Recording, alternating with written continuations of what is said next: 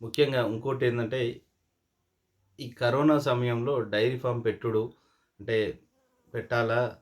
ఇప్పుడు పశువులను తేవాలన్నా గూడా మనం వేరే ప్రాంతం నుంచి తేవాల్సొస్తది. అక్కడ ఎంపిక చేసుకోవాల్సొస్తది. అక్కడ గూడా కరోనా ఉంటది గాబట్టి, మెయిన్‌గా మీరు చానా జాగ్రత్తలు తీసుకోవాలి. ఈ కరోనా అనేది తగ్గుముఖం పట్టిన తర్వాత డైరీ ఫార్మ్ స్టార్ట్ చేసుకోవచ్చు. కానీ దానికి ముందుగా ఏమేం చర్యలు తీసుకోవాలి? అంటే గడ్డి పశుగ్రాసాలు పెంచుకునుడు, షెడ్ కన్‌స్ట్రక్షన్ చేసుకునుడు, వాటర్ ఫెసిలిటీ ఉందా లేదా తెలుసుకునుడు, ఇవన్నీ చేయండి. ముఖ్యంగా ఇంకోటేందంటే గ్రామంలో తెలంగాణలో అయినా మిగతా ఆంధ్రాలో అయినా ఇంకెక్కడైనా గూడా అసలు ఏం ఫెసిలిటీస్ ఉన్నాయి? అంటే విలేజెస్‌లల్లా ఇప్పుడు నేను భారతీయ డైరీ ప్రేక్షకుల కోసము, యువత కోసం నేనున్నా. మీరు గూడా మీ వంతు సహాయం మీ గ్రామ ప్రజలకు చేయండి. ఎందుకంటే ఏమేం స్కీమ్స్ ఉన్నాయో గవర్నమెంట్ స్కీమ్స్ అదే సెంట్రల్ గవర్నమెంట్ స్కీమ్స్ ఏమున్నాయి? స్టేట్ గవర్నమెంట్ స్కీమ్స్ ఏమున్నాయో ఇవన్నీ ప్రజలకు మీరు యువత గ్రామంకి చేరింది ఏదో చేద్దామనుకోని ప్రయత్నాలు చేస్తుంది. డైరీ ఫార్మ్ పెట్టాలా? ఏం పెట్టాలా? అని ఆలోచించింది. కావున మీరేందంటే మీరు ఎడ్యుకేట్ అయ్యి మీ చుట్టుపక్కల ఉన్న రైతులను, మీ గ్రామస్తులను అందరూ ఎడ్యుకేట్ చేయండి. ఎన్ని సబ్సిడీస్ ఉన్నాయి? అసలు డైరీ ఫార్మ్‌కి ఎన్ని సబ్సిడీస్ ఉన్నాయి? అసలు ఉన్నాయా? లెవ్వా? దానికి సెంట్రల్ గవర్నమెంట్ ఎంత సబ్సిడీ ఇస్తుంది? స్టేట్ గవర్నమెంట్ ఎంత సబ్సిడీ ఇస్తుంది? వెటర్నరీ హాస్పిటల్ పోయి డాక్టర్ రెగ్యులర్‌గా వస్తుండా? లేదా? మీకున్న డాక్టర్ మంచి డాక్టరేనా? కాదా? కాంపౌండర్ వస్తుండా? లేదా? లేకుంటే వెటర్నరీ హాస్పిటల్‌లలో మందులున్నాయా? లేవా? మీరు పశువులు తెచ్చుకుంటారు. గవర్నమెంట్ పరంగా మందులు అవన్నీ ఫెసిలిటీస్ ఇయ్యాలే. అంటే మీ దగ్గర హాస్పిటల్స్ ఎట్లా పనిచేస్తున్నాయి? తెలుసుకోండి. తెలుసుకొని ఆ హాస్పిటల్‌లో మందులున్నాయా? లేవా? అవి గూడా చూడండి. మందులు, సీడ్స్ మన విత్తనాలు గూడా వెటర్నరీ హాస్పిటల్‌లో సబ్సిడీకి ఇస్తారు. ఇంతకుముందు పశుక్రాంతి పథకం అని జెప్పి ఏ స్కీమ్స్ ఉండే. ఇప్పుడేమన్నా స్కీమ్స్ ఉన్నాయా? లేవా? అక్కడ మీ దగ్గర పనిచేస్తున్న వెటర్నరీ డాక్టర్‌ని కన్సల్ట్ కండి. ఇంతకుముందు గవర్నమెంట్‌లు ఏం జేసినాయి? ఇప్పుడు గవర్నమెంట్ ఏం జేస్తుంది?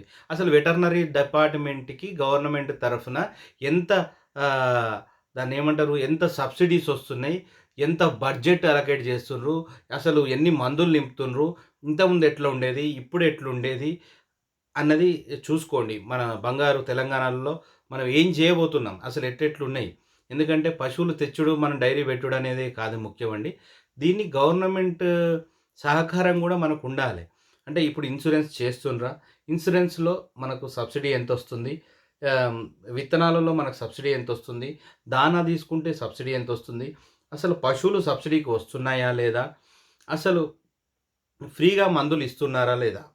ఇవి చాలా ముఖ్యంగా మీరు తెలుసుకోండి. యువతరం డైరీ పెట్టాలనుకున్న యంగ్‌స్టర్స్, యువతలందరూ గూడా మీ గ్రామాల్లో ఈ ఫెసిలిటీస్ ఉన్నాయా? లేదా? అసలు పశు వైద్యశాలలు ఎలా ఉన్నాయో చూడండి. చూసి మీ గ్రామ ప్రజలకు అందరికీ చెప్పండి. ఎట్లెట్లున్నాయి? వసతులు ఎన్నున్నాయి? ఏమి ఇస్తున్నారు? ఏం లేదు? Central government scheme, state government schemes ఎట్లున్నాయి? ప్లస్ ఇప్పుడేందంటే షీప్ ఫార్మ్ కట్టుకోవడానికి షెడ్స్ ఇస్తున్నారు. అంటే క్యాటిల్ షెడ్స్ అంటున్నారు. అదే మన డైరీ షెడ్స్ గూడా ఇప్పుడు సబ్సిడీల పశువులు తీసుకున్న వారికి, లేకుంటే మహిళా సంఘాల నుంచి లోన్స్ తీసుకున్న వాళ్ళకి క్యాటిల్ షెడ్ కట్టుకోవడానికి ఇవి గూడా ఇస్తున్నారు. ఇప్పుడు స్కీముంది. దాన్ని మీరు ఎట్లా ఉపయోగించుకోవాలి? ఇవన్నీ చాలా. ఇంకోటేందంటే దగ్గరున్న బ్యాంక్ మేనేజర్‌ని బ్యాంక్‌కెళ్ళి అక్కడ మేనేజర్‌ని కన్సల్ట్ అయ్యి వీటికి లోన్స్ ఇస్తుండ్రా?